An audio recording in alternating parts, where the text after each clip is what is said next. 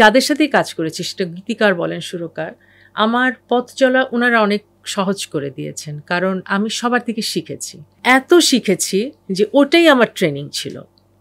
এবং পরবর্তীতে কিংবদন্তি শিল্পী শ্রদ্ধেয় রুনা লায়লা আন্টির সুরে গান গেয়ে যে ন্যাশনাল অ্যাওয়ার্ডটা পেয়েছি আমি গানে 2018-তে, উনার সুর করা গানে। তো উনার থেকে গান তোলা, উনার তত্ত্বাবধানে গান গাওয়া, সেটাও আমার জন্য একটা শিক্ষা ছিল। সব মিলে আমার কাছে মনে হয়েছে আমি মোটামুটি এক্সপিরিয়েন্সড একজন আর্টিস্ট। এবং এখন যদি আমি পিছন ফিরে তাকাই, এটাকে আপনি একটা হচ্ছে মানুষ দুইভাবে নিজেকে জাজ করতে পারে। আপনি আমাকে কীভাবে জাজ করছেন সেটা কিন্তু ইম্পর্ট্যান্ট আসলে খুব না। ইম্পর্ট্যান্ট হচ্ছে আপনার বিবেক এবং আপনি নিজেকে কিভাবে জাজ করছেন। তা আমি যদি সামনে তাকাই, আয়নায় তাকাই, আমি খুশি হই, আমার ভালো লাগে, কারণ আমাকে তো আমি জানি। আর আমি যদি পেছন ফিরে তাকাই, আমি খুব স্যাটিসফাইড ফিল করি। আমার খুব শান্তি লাগে যে আমার এত বড় বড় সুরকারদের সাথে, আনোয়ার পারভেজের মতো সুরকার, সুবল দাসের মতো সুরকার, উনাদের সাথে যে আমি কাজ করতে পেরেছি, উনাদের সুরে গান গাইতে পেরেছি সিনেমায় বা টেলিভিশনে, হ্যাঁ, উনাদের থেকে একটু একটু করে শিখেছি। এই শিক্ষাটা তো আমার একদম ফার্স্ট হ্যান্ড শিক্ষা। এটা কিন্তু আপনি কোনো কিছুর বিনিময়ে আপনি করতে পারবেন। এটা আমি মনে করি এটা আমার অর্জন না, কিন্তু এটা আমার ভাগ্যে ছিল।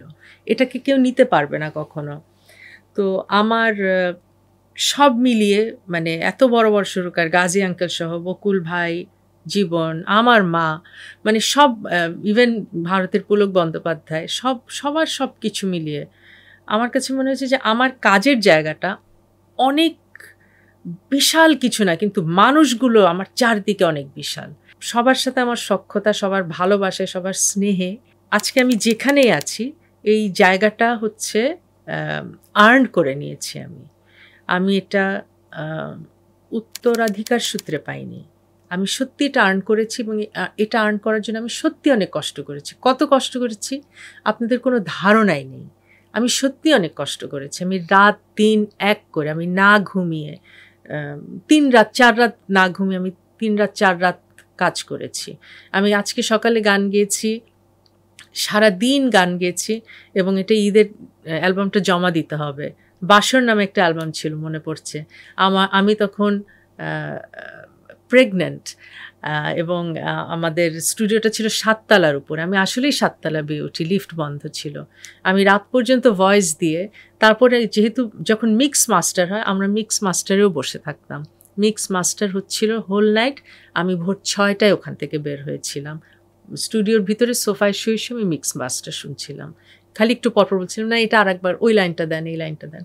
ওই যে সাথে ওখানে বসে থাকা, সত্যি অনেক কষ্ট করেছি।